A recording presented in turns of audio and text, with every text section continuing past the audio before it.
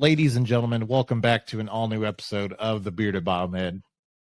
I want to discuss with you today something that's been on my mind and in my life recently.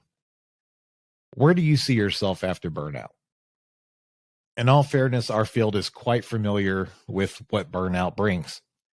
Comes with staffing issues, retirements, and just people shifting the job market to new and exciting prospects. No more! I can't take it anymore. I had someone say something to me recently, and of course, in a joking manner, that required a certain response of wit. You look tired and disgruntled. Did you do something new with your demeanor? Why, yes, I did work overtime this week. Thanks for noticing. Everybody's working for the weekend. I would also like to propose this question just out of good fun. To my Biomed comrades out there, if a hospital bed is smashed into a wall and no nurse is around to know what happened, does it make a noise? Now, you may have noticed, faithful watchers and listeners, that I'm not slapping you across the week every single time with a new episode. Well, your host, like I said, has been working himself into an early grave and coping with tacos and tequila. All right, pace yourself because you're going to have to do this all day for very little money. In all seriousness, we across the field are experiencing burnout in one or many other ways. I know right now my company at this moment has 2 open positions that we just cannot seem to find qualified participants for.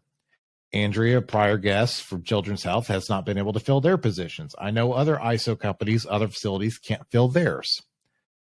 And I'm all for building up new grads, enriching the next generation. However, if you have no technical or mechanical skills and have no biomed schooling, I'm a little less inclined to lean on your ability to count pills as a pharmacy tech, sell ice cream, or prep sterile instruments for surgery. I can count to 10. Believe it or not, though, a lot of the great biomed techs do come from sterile processing, surgical techs, EMT, clinicians, etc. I'm just saying we have to have some kind of standard. And I'm off topic, small rant. I'll get back to my main point. So how do we identify burnout, and what are some of the things we can do for you to notice, for you to say, damn, this might be taking a little bit on me at the moment?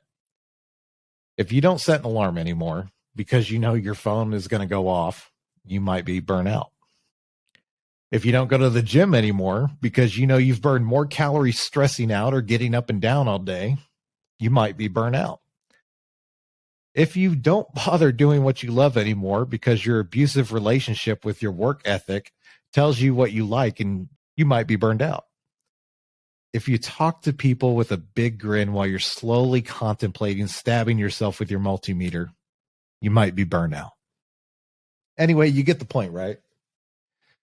We all have these challenges ahead of us, and I'm here to tell you it's going to get better.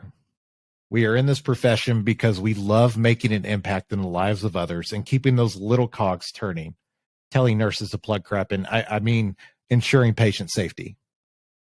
Like I said, I had a crazy January. I'm talking about 2,100 work orders ahead of me. If you're thinking that's impossible, you're right. And I'm still catching up. It was a go-go gadget moment, crying in the corner, and nobody puts Bearded Baby in the corner. Nobody puts baby in a corner. I'm not going to tell you that my suggestions work to get me up and over this perceivable hill of this workload, but I hope it helps you out. First off, I found myself not doing anything, having no time of what I normally would do on my off time, because I'd get home late, I'd shower, I'd eat, I'd sleep, I repeat. So I made a point to wake up a little earlier. I'd hit the spin bike sometimes, sit down, drink coffee, maybe eat breakfast for once in a while, and just ready my mind for the day. Goose blah blah. I took some time since my last episode to knock out God of War Ragnarok and watch The Last of Us on HBO. Yes, I've played both parts 1 and 2, and holy crap, people, it's the bee's knees. 10 out of 10 recommend both. Speaking of knees, as much up and down as I was on them this past month, I got a career ahead of me elsewhere. Boy, that escalated quickly. If you hadn't noticed by now, I use humor to lighten the load. Although I've put on sympathy weight because of my wife's pregnancy. Google it. It is a thing. That's great. Go ahead, make your jokes, Mr. Jokey. Joke maker. I want you to remember that when you're not at your best, then the medical device that's glued, taped, mangled, or violated in any perceivable way cannot experience the nirvana of your skills. For you newer biomeds out there, it may seem overwhelming at times, but there is no senior tech out there that I know of that would say asking questions or asking for help is a bad thing. That's how we grow and get better as biomeds.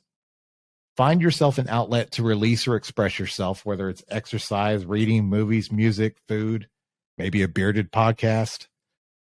Find your process that lets you recalibrate the beard, as I would say. Every biomed out there, while unknown, unsung, slightly disgruntled, is valuable and more important to keeping this thing we call healthcare running. La la la la la la la la la la. Now, if you would be so kind as to like, subscribe on YouTube. If you're listening, give me a rating or review. I appreciate all of you, and I'll see you next time. May the beard be with you. Take care.